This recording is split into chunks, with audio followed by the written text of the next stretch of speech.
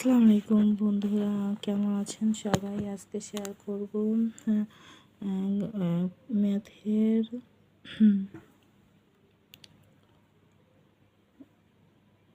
ম্যাথের ম্যাথের হচ্ছে বোনারো মডেল টেস্ট। আমার সাথেই থাকুন। 13+(-1 - 4 - 3 -1 - 8 এর মান নিচের কোনটি? 7 দুটি সংখ্যার অনুপাত 5:6 এবং তাদের লসাগু 4 হলে সংখ্যা দুটি লসাগু কত? 120। 3 9 ও 4 এর চতুর্থ সমানুপাতিক কত? 12। যদি x = y = 2z এবং x y z = 2 5 6 হয়, তবে y = 4। কোনো সংখ্যার 60% থেকে 60 বিয়োগ করলে ফলাফল হবে 60, তবে সংখ্যাটি কত? 200।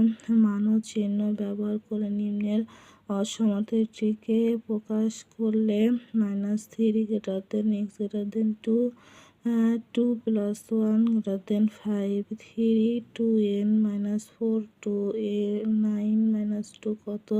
2n + 1, 1 cube + 2 cube + 3 cube plus n cube কত? 2 এর n × n + 1 whole square. a + b a:b = 4:7 এবং b:c = 5:6 হলে a:b:c কত? 20:35:42।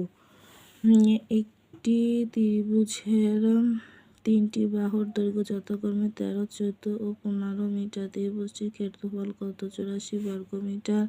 দুটি গোলকের ব্যাসার্ধের অনুপাত 3:2 হলে তাদের আয়তনের অনুপাত কত? 27:8। কোনটি দশভুজের প্রতিটি কোণ হবে স্থূলকোণ?